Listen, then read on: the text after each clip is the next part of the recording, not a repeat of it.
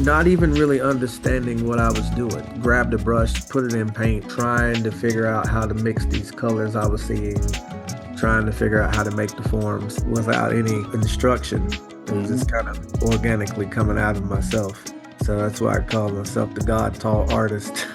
I've said it before where I say like the woods was my institution and God was my professor. When you see how shapes and colors and especially shades and tones and tints and all these words we use as an artist, how they change based upon the way that the sun moves. And that's all we're ever trying to do as an artist is recreate light. Welcome to another episode of Do Tell, a storytelling podcast featuring great stories told by great storytellers. I'm your host, Edwin Stepp. This week's guest is Billy Smith, an accomplished artist from Brevard, North Carolina. Billy has painted murals all over Western North Carolina. He is the president of Transylvania County Arts Council, the county where Brevard is located. Billy teaches art to people of all ages, from 5 to 95, in his private studio in Brevard. He also teaches art to students in the Transylvania County schools. Billy is dedicated to beautifying and improving his community and was the driving force behind creating regulations and policies for murals and public art in Brevard, which previously had no such guidelines for artists and property owners to follow. Billy joins us today to talk about his work, and specifically a mural he painted in Hendersonville, North Carolina, titled A Youthful Journey Up 7th Avenue, which celebrates the life and culture of an important historical neighborhood in that town. The mural was made possible by generous support from the Community Foundation of Henderson County, North Carolina. The Community Foundation has been helping people who care make lasting contributions to causes that matter in the area since 1982. So we gratefully acknowledge their part in bringing this beautiful mural to life. So welcome, Billy Smith, to the show. Thank you so much for joining us. Oh, thank you so much for having me here. This is exciting. Can't wait. Yeah, I'm really looking forward to it, and I'm really ready to dig into your fantastic career. So thanks for taking the time. Oh, no, to mention it, man. Well, let's start with your background. Tell us about your background, where you're born, where you grew up, what life was like for you growing up. Yeah, so I'm born and raised right here in Pisgah Forest, North Carolina is where I'm born and raised. And yeah, just grew up pretty simple, raised in I was the last of 6 kids, Oh, and wow. yeah, we really enjoyed a household of music and art, and art was really encouraged in my family. That's So fantastic. yeah, That's it great. was really good. But yeah, I spent most of my childhood just out in the woods playing around, Yeah, be fascinated by just staring at leaves and bark on trees and just noticing patterns and everything. interesting. That was kind of what I did as a kid. Yeah. Okay, so you're right on the edge of the forest. You go anywhere you want in the forest, and you're out there looking at the designs that nature makes, it sounds like. Yes. Yes. I don't know. I was always fascinated with just nature and fascinated with animals and insects. Just wanting to know a little. I was one of those kids that wanted to know everything. Like I was the why kid. I would ask you a question and it's why. Why is that happen? But why is this? Why That's is this? great. But yeah, that was probably the start of my creativity though. Would notice things moving and working together and also just staring at leaves and noticing how they changed when the sun would move across the sky, and that stuff fascinated me as a kid. So that's really what got my juices flowing as a creative. Yeah, that's unique.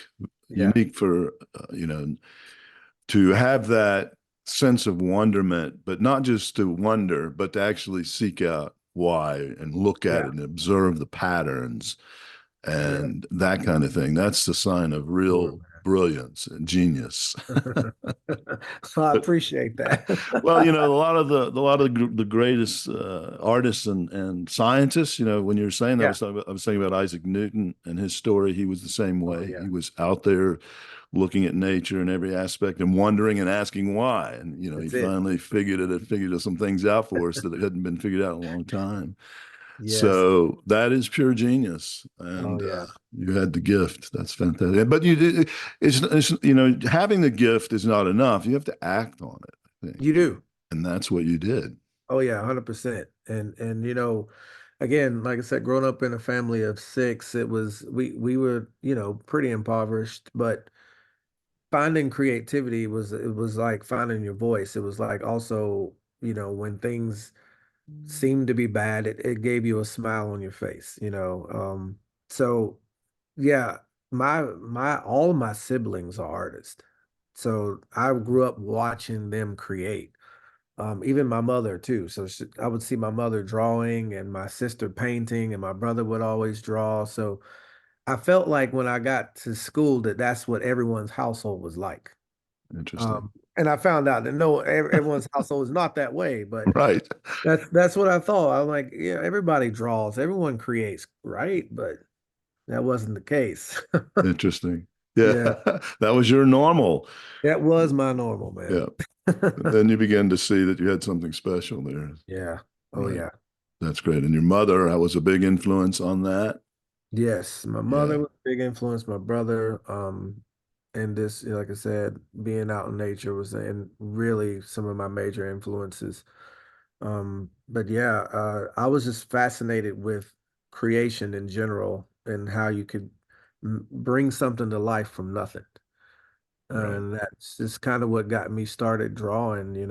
I would always doodle and draw and probably doodled more than I should in school because I didn't pay much attention. My paper was always filled with just little sketches. So Yeah. that's Well, what I was. you were preparing for a better career.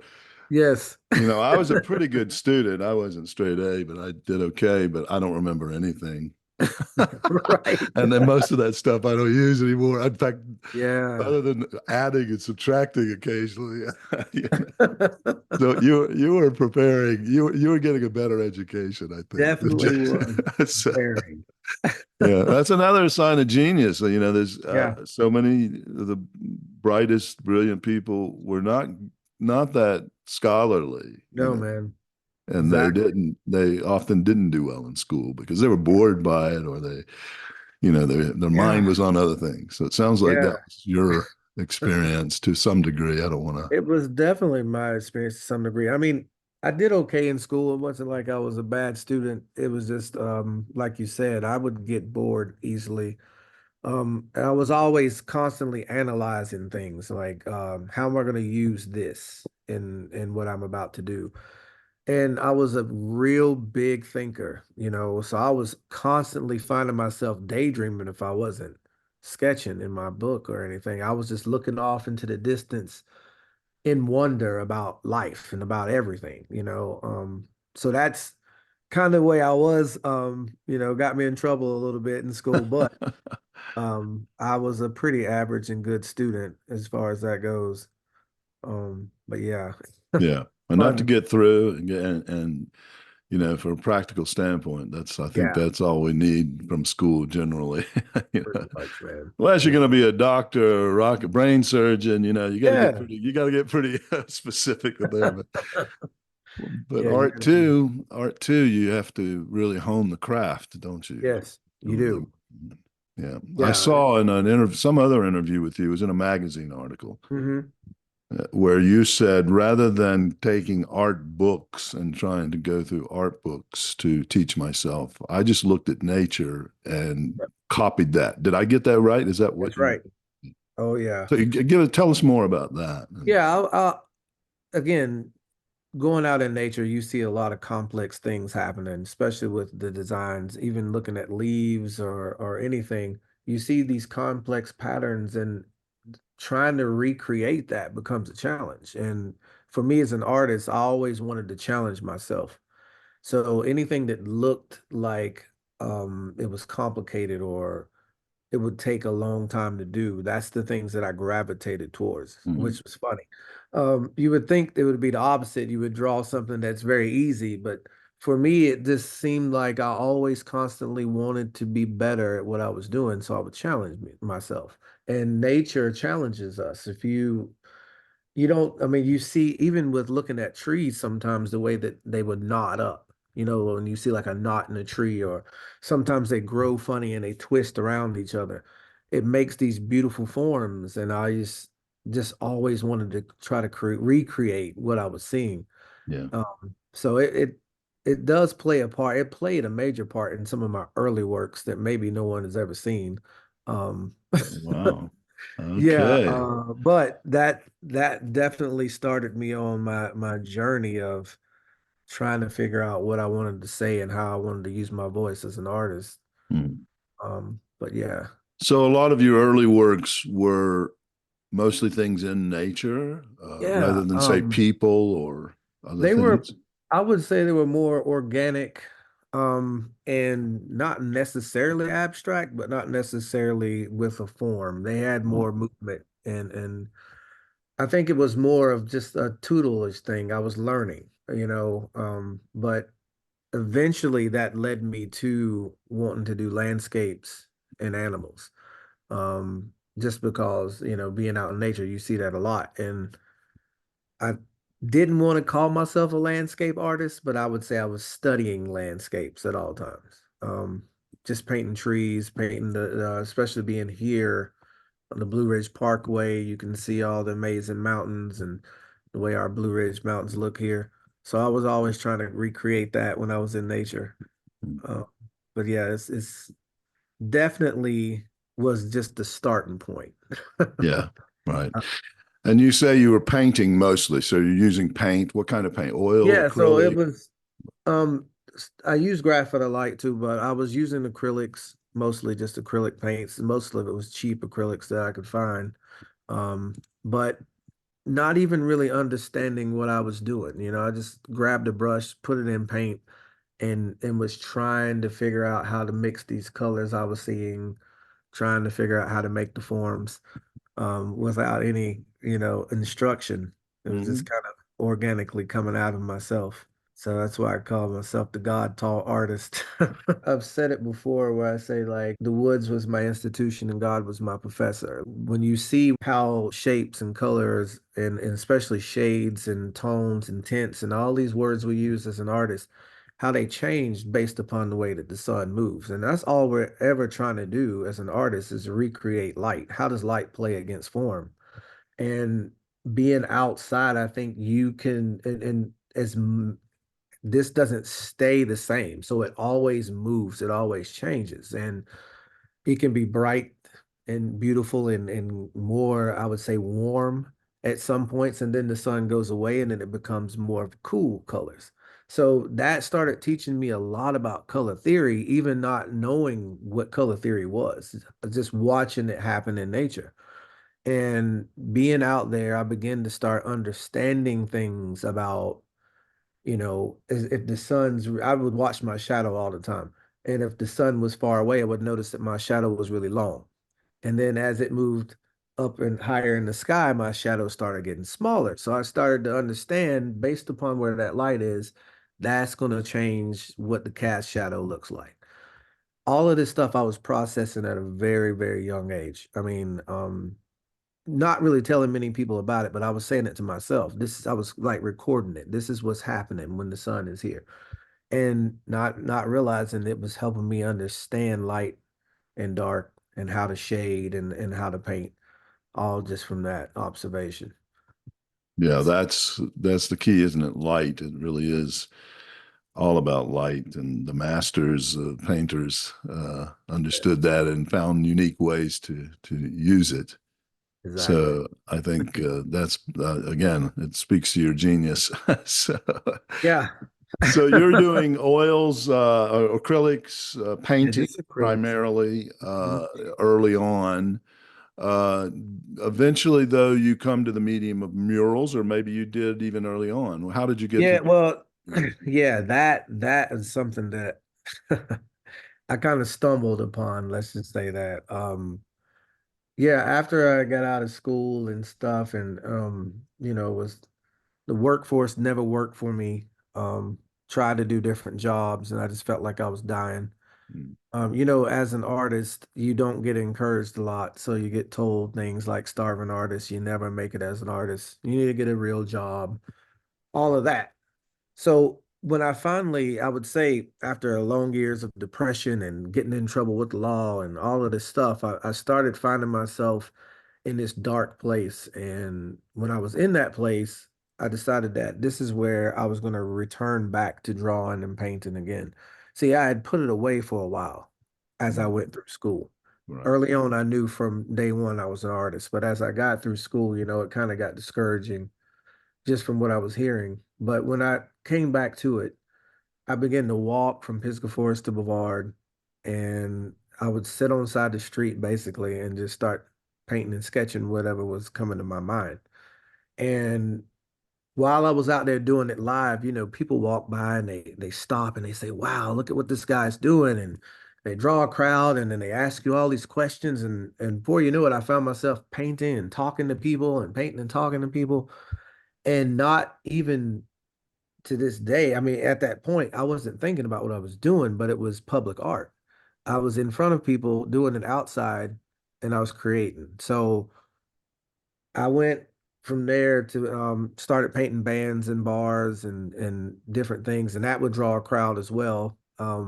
And a person, actually, one of the venue owners approached me and said, "Hey, how about you paint something on the outside of this building?" And that was basically the first time I had ever been asked to do something like this. So I actually wanted me to paint on the windows. And I was like, I don't know what painting on windows even entails at this point. But I remember grabbing, I did some research on what it would take to do it. I used some enamel paint, which is like painting with plastic, but it was invigorating. I was like, wow, this is something to this. And I remember when I was doing it, people was doing the same thing. They was stopping and they was like, wow, this is amazing. And I seen what it was doing for people. And I was like, well, maybe I should do this a little bit bigger. Um, and I started researching what murals are and mural artists and how they did it. And so the very first actual mural that I would say I did was the white squirrel in Brevard. Everyone comes to Brevard to see the white squirrels. Right. I said, why don't I paint the largest white squirrel that you will ever see? So it's probably about I think it's 29 feet tall. It's Yeah. big. I know Yeah, that. it's pretty big. And it's in a very narrow alley and it was quite a precarious job, but Yeah. yeah, that was the And first one. so you had to get permission for that, right? Or did you get Yeah, commissioned to well, do it? Did you get paid to do that? Or did you just say, hey, actually, look, I want to do here, this? And yeah, I'm gonna tell you a story that no one knows now. okay, great. Well, pretty I much, got a scoop. yeah, you get a scoop. So, the lady that actually owned the building, it was called Hunters and Gatherers, it still is. She said, I just want to do some art on the outside of the building. And she asked, it was me and two other artists, if we would just basically do it. And it wasn't a paid job. This was for free. And she got permission from, the city, and she owned the building. So they were like, hey, you can do it, as long as it's nothing that's defacing the town or no profanity, whatever. And at this time, we didn't have a mural ordinance or anything in town. It was all underneath signage, and that's another big thing. So it was a pro bono job. I did it all for free, but as I was doing it for free, I had this sense of knowing, and even it's like I heard God say, "This will be your billboard." So I was like, "All right, cool," and I did it. It was 2013. I remember in the middle of this, tragedy struck my family. My brother was very sick with he had lung cancer and it had spread to his brain. He passed away in the middle of me doing this. And So he was sorry. one of my biggest cheerleaders when it came to my art. And I remember having a conversation with him not too long, it was maybe 2 weeks before he passed. And he said, no matter what you do, always continue to do your art. Don't let anyone stop you. And I remember just being on the side of that building and my sister coming around the corner and telling me that he passed away. And that's all I could remember is what he had told me. So I knew I thought about, like, I was right in the middle of this painting and I'm like, how am I going to finish this, going through all of this? But his words kept me going. I was like, I have to finish doing this painting.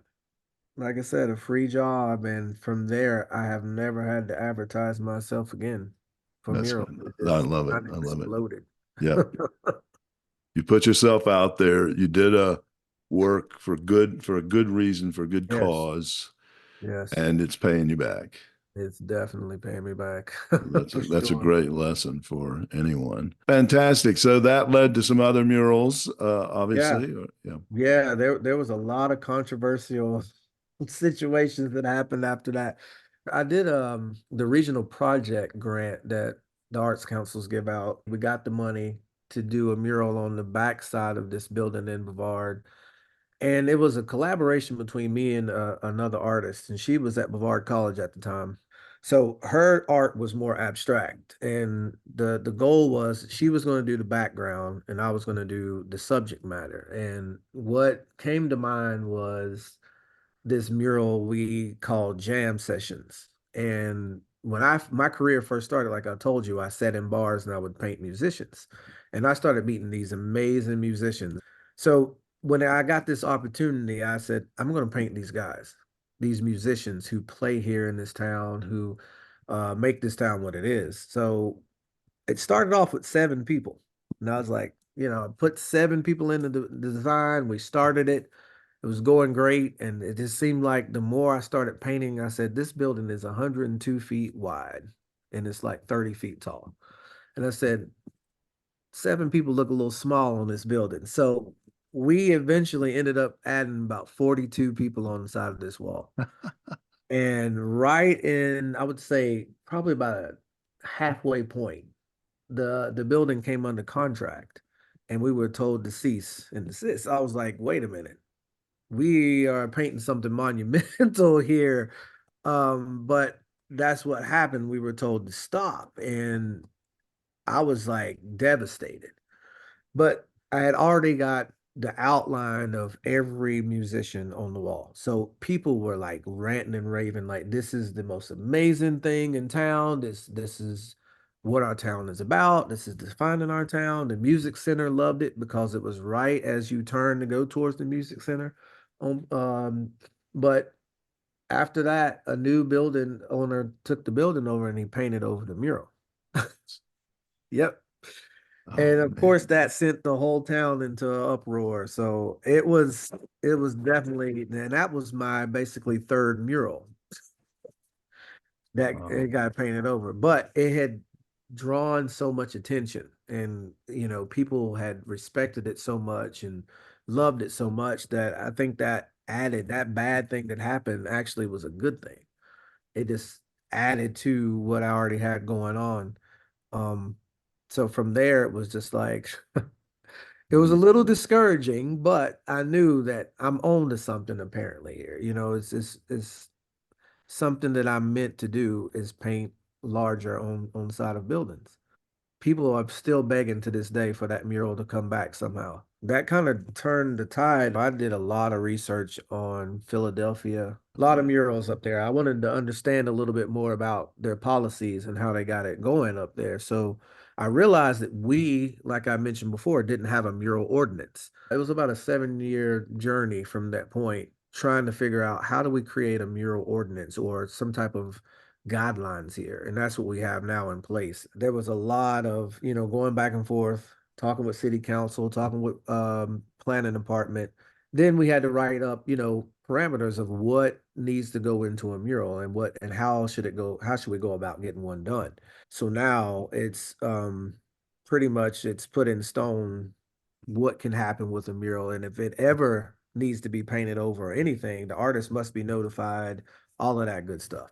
Yeah, a Yeah. lot of pioneering happened, coming Yeah. out of that situation, but What a labor of love on your part. That's hard work to fight City Hall. You know very the hard. old saying, you can't beat City Hall or something. I can't remember what it Yeah, is. it's pretty tough. Yeah. You busted your ass getting that done. Oh, it is. And it's such a benefit for a city. And, take the initiative to go to Philadelphia and see how they were doing it. Did you borrow from their Yeah, ordinances? yeah. I was just, I researched all the things. They were having a big like graffiti problem. They started reaching out to some of these graffiti artists and saying, hey, listen, instead of you doing tagging up the place or doing whatever you do, why don't we pay you to actually create something amazing? Yeah. And the way it really works is if you find a building or a building owner in a certain community, you have to meet with some stakeholders in that community or just some people who from that community who would like to have input on what they would like to see in their part of town. Bring the artists in, they bring these people in, they'd have a conversation about, hey, here's the history in this area, here's some important figures that did something in this area, and then they would build a mural based on that. So it comes more than just art. It's an educational piece Hmm. as well. So Right. that's kind of the barometer I wanted to use. Like when we brought it here, I was like, we can use history, we can use things about our town, what makes this town wonderful, and add that in so Yeah. that when people come here, they're actually learning about our town as well. It's not just art for art's sake. We're talking about education Yes. and, telling stories. And of course, our podcast is, Yes. storytelling podcast. One of the things we want to emphasize is that static pieces of art, paintings, murals, they're telling a story They are. and they can educate. And that's part of the foundation's name. Karen Eve's foundation is STEEP. I know Yes. storytelling, education, and arts program. So it fits right in with your So, philosophy. You've been doing the work. yeah, So we man. appreciate that. Okay, well, let's talk about the beautiful mural you did here in Hendersonville, Yes. North Carolina. Yes. It's entitled Youthful Journey Up 7th Avenue. Tell us Yeah. about the background, who commissioned it, and for what purpose. Yep. So, Karen, she reached out to me from Steep, and it was with an application to apply for this project. And the project entailed, they wanted something that showed the town of Hendersonville, I meant, and also just kind of explaining a little bit more about the diversity, and they wanted, um for sure, they wanted melanin on the wall. They were like, we don't have black people on the wall, period. Like, and there's a part of town where it's done at Avenue. Actually, a lot of my family grew up in Green Meadows, which is right there in that same area. I started thinking about my childhood. I started thinking about some of the things that I would do. Thought about how it was, how I grew up. And it was like an industry town. You always hear a train coming somewhere, and I remember as a kid, we would just run through the yard or run through the streets, and we would just play and have fun together. And that image came to me, and I just started seeing these kids playing in the street, and I'm like, hmm, that's the start. I walked up and down 7th Avenue, and I got to this one point, and I said, wow, I seen the vision of the kids running right across that street, but in the background would be 7th Avenue. And me being, I've studied portraiture for probably 7 years now, and been into classical realism and photorealism, and something I like to call reality fantasy. Is Interesting. kind of the style that I've created myself. And I wanted to combine all of these elements into one thing. I had some inspiration from so many different artists. Rembrandt was one of my inspirations. Norman Rockwell played a bigger part. I had a photographer friend, Shandell, known by Della Elaine Photography. I knew this location I wanted to go to, and I brought some models with me. I knew these kids, and I said, you guys would be perfect for what I'm trying to do. So we modeled them in a different location, but we had to look at the sun. We had to think about lighting and the way it was going to play against the buildings and how, all of this was going to come together and make sense. So we photographed the kids at a certain time. We had to do this twice because one day it said it was going to be sunny and then it rained. So of course we couldn't get the lighting the way we wanted it. So we set it up the next day, and we got it right. Got a couple of photos of them. We went into the lab in the Photoshop, and we started piecing some things together. Now, I thought about what would be the train element, and I remember walking through that train depot down there in Hendersonville, and I seen this old caboose sitting there, this old red caboose, and I said, "Man, that's it. I want that caboose in there." So mastermind, we pieced all of this together, and I presented it to them, and they was like, wow, this is the mural. This is it. This is perfect. And I wanted it to, show joy. I wanted it to bring peace. I wanted it to show diversity and also just unity. I wanted them to show the unity of what we can be and how kids don't really look at where they come from or what color you are. The kids, when they like each other and they get along, they play along. And that's what really inspired this whole entire mural. And it was probably the most tedious mural that I've ever done, just based off of the surface that I was working Yeah, on. yeah. It is Yeah, fabulous. It is fantastic. And it's interesting, it is, when I looked at it the first time, I mean, I took some photos because we were yeah, preparing to work on this project and I studied those photos. But as I looked at it, I said, this is like a photograph, but it's almost like also there's something else, there's something deeper, there's something richer in it. And when yeah, you said fantasy realism, was yeah. that the Reality term? fantasy. Reality fantasy. I went, Yeah, yeah, that's describes what I was seeing in that's this. what you were The seeing, man. way I felt, I couldn't come up with Yes. those words, but I love that. I love the inspiration you talked about, the joy, Yeah, the yeah. unity, coming together. That's all beautiful. And I didn't realize you grew up, you said you grew up there in Brevard, Pisgah Forest, but you had a deep connection to Green I did. Meadows and that Oh yeah. 7th Avenue. So that's Oh fantastic. yes. We Yeah. we came, I would say every Sunday we were there. We would come from church from home and drive over, and my mother's aunt, we would visit, and I remember just being over there running around in the streets, Yeah. man. It's very reminiscent of what you see on the side of that building is Yeah. Yeah. running. And I did throw in a bear, one of the bears that they paint over there in Hendersonville all the time. Had to throw that in. And just the atmosphere that I wanted to portray. There's also, you can't see this from 7th Avenue, but the courthouse is in there as well. I noticed that. Yeah. So I was piecing together, like some kind of landmarks and different places of Hendersonville that, I thought that were significant. I wanted to put those in. I'm trying to think of other things that I had added in there. Um, but I think that's mostly it. The kids themselves, though, are so ecstatic that, they say, we're famous now. We're on the side of a building.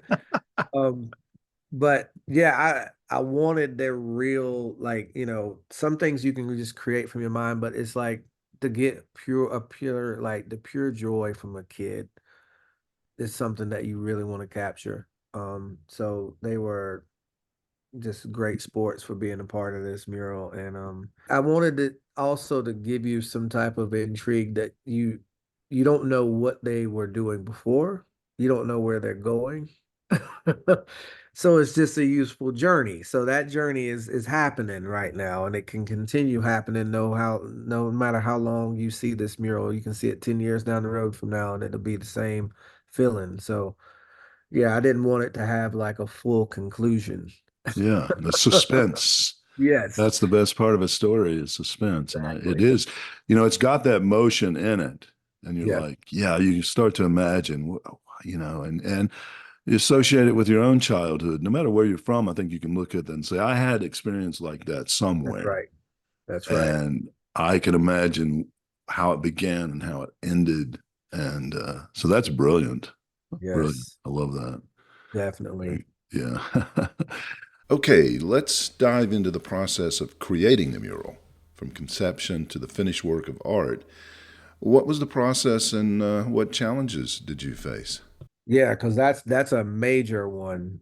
First it's substrate. You go and you study the substrate. You say, what am I about to paint on?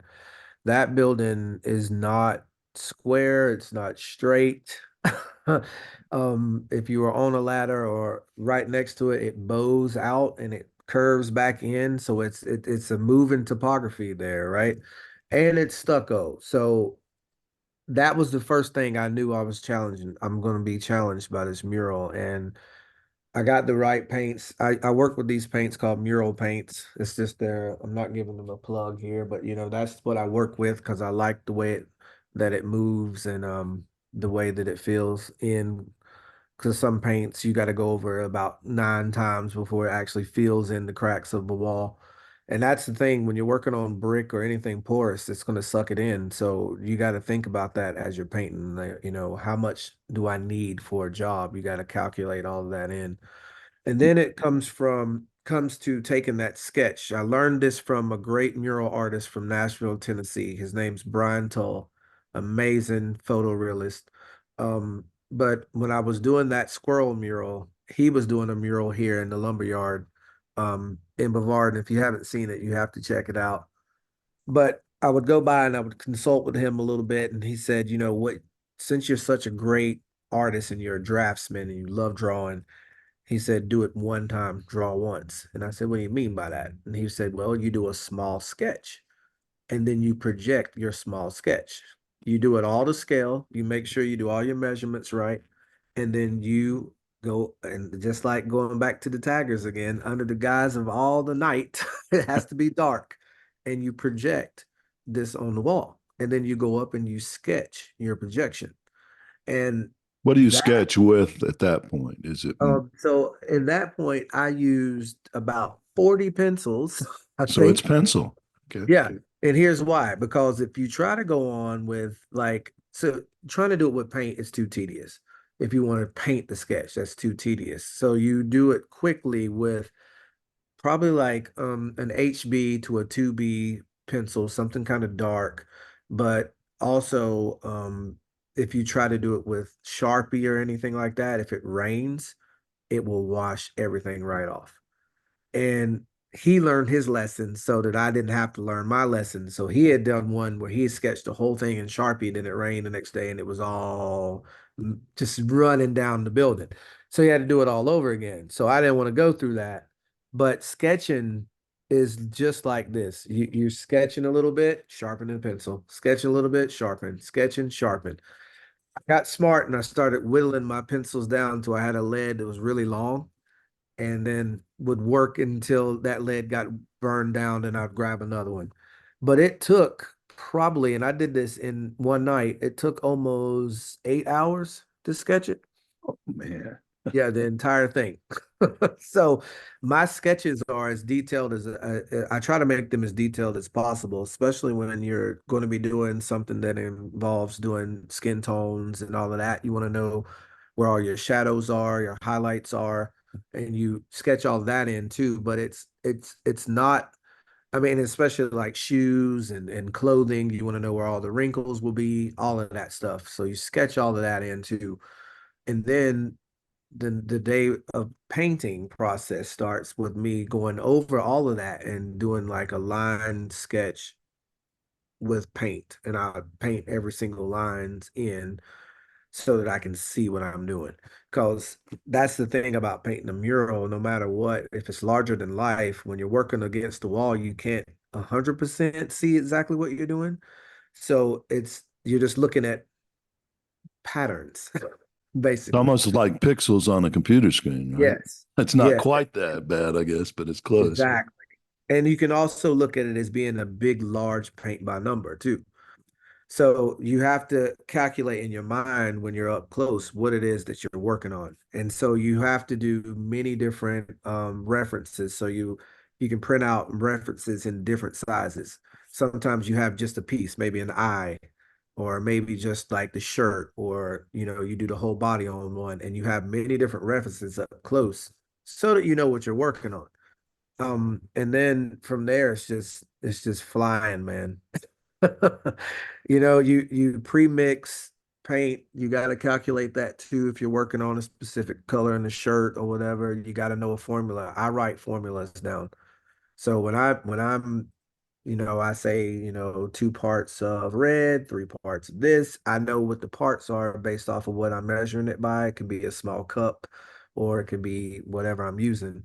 But that's my measurement. And I'll use that to get right back to that same color. It's a lot of math and science that goes into a mural. And some people they say, oh, I just would love to come and paint with you and this and that. And I'm like, yeah, it's not what you think. And here's the thing you always want to know about a mural is you can't move that wall. So if you get in a corner or in a place where it's very weird, you got to contort your body to make it work to where you can get to it.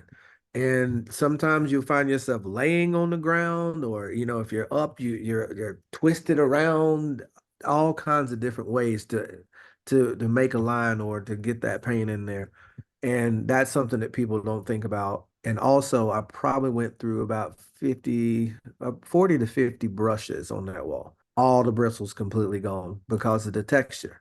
It was a lot. It was a lot, man. And the joy that I got from that though is that they serve, the homeless over there, and I got to sit and chat with them. And that was probably, I had some of the most beautiful conversations, learning about people's lives, learning about, what they did and what they're doing and how they ended up in the situation they're in, and being able to give them encouragement and pray with them and stuff. That's what I really got out of this situation, was being able to connect with people while I was doing this job. That's fantastic.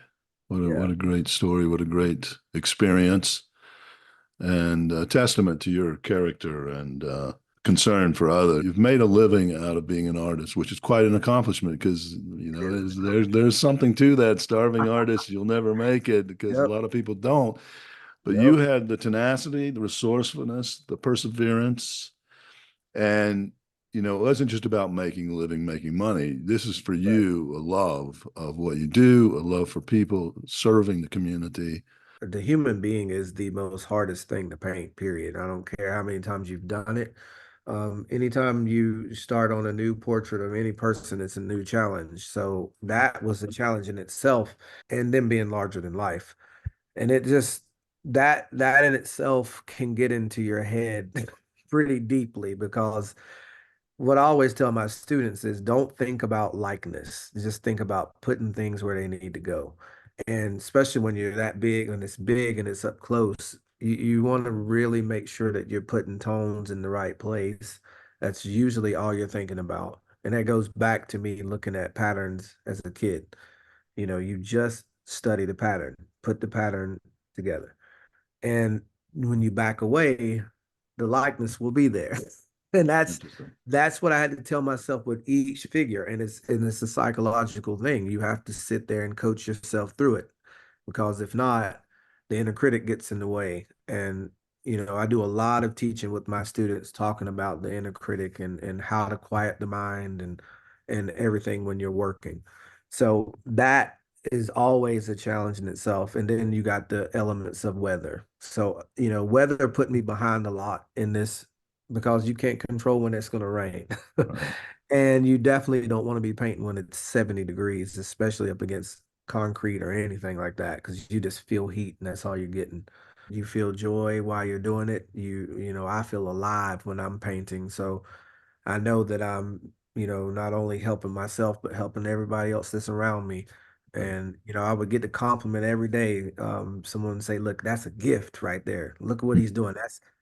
That man has God-given talent right there. Watch that. And, just hearing people, and they say, I really appreciate that you're doing this here. This makes me smile every day. Yeah.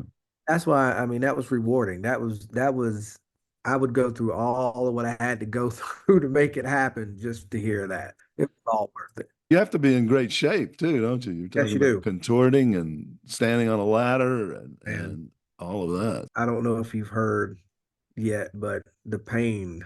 So most of the time when you're doing something low, you're either squatting or laying. And if you lay on your side on concrete for a long, amount of time, you're gonna be hurting.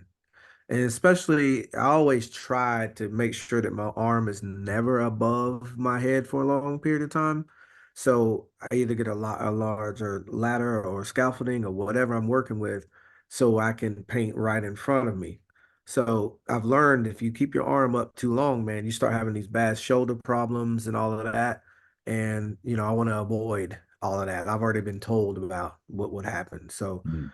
you got to really, stay in shape, but also be mindful of what you're doing with your body at the same time. So that is always, no matter where you're working, that's going to be a challenge for a mural artist.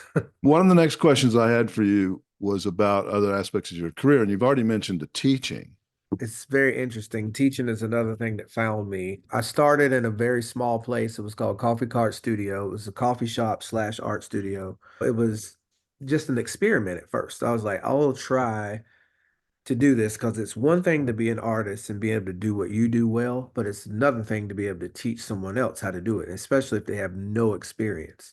And I've always seen that I've had a pretty good way of explaining things to people. And I started with young kids first, and then it kind of moved on to adults there. And I teach mostly drawing, and then I do so I have some painting students as well. My teaching is really like an advanced art therapy session where I'm explaining to people when we first start about what goes on in your mind. Your brain begins to tell you so many things because it's seeing the world as it is perfect, right? You see geometry perfect every day.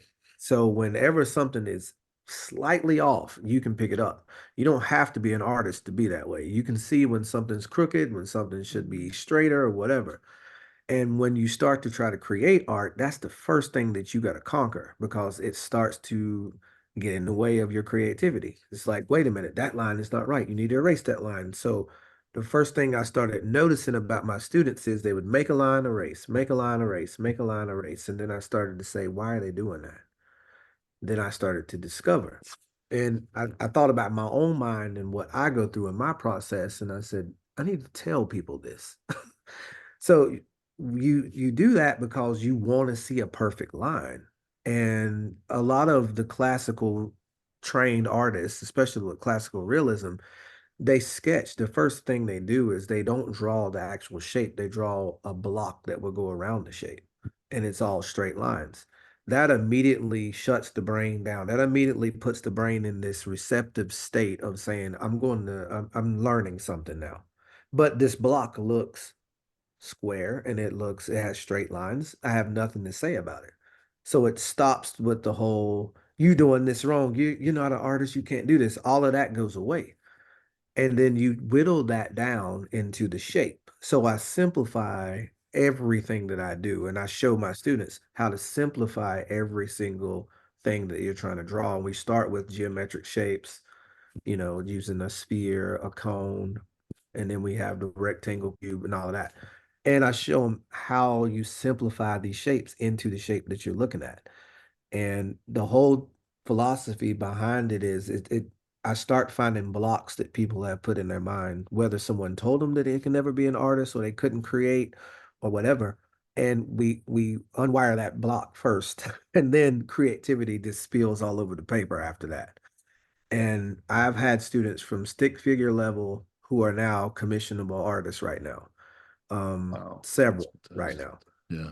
And that I've been teaching, like I said, since 2013 up until now.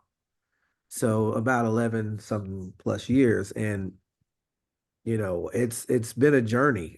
I've learned so much from it myself. And I have ages from 5 all the way up to like 95. It's an amazing thing to watch someone blossom as a creative, even Yeah. though they didn't think of themselves as being that. And I also doing arts in schools. So I'm with the Transylvania Community Arts Council, which I'm the president of now. Oh, We have the Arts in Schools program where we send real artists, working artists into the schools to teach certain disciplines. And I go into Rosman Middle and Rosman High very often, teach portraiture. We do monochromatic painting, all of that. And I get to share my story about how it began and where I'm going and my journey. And then I also help them understand how they can break through barriers in their life and things that they're trying to do. So that's been a very valuable part of my life as far as the teaching stuff is going. And the last part I will say is me and my wife started a business called Carolina Creative Arts, where we are leading different classes in the spring and the fall, and we do a big summer camp where we do a 2-week intensive of, and I do filmmaking and acting as well. I used to be a traveling actor for 6 years. wow.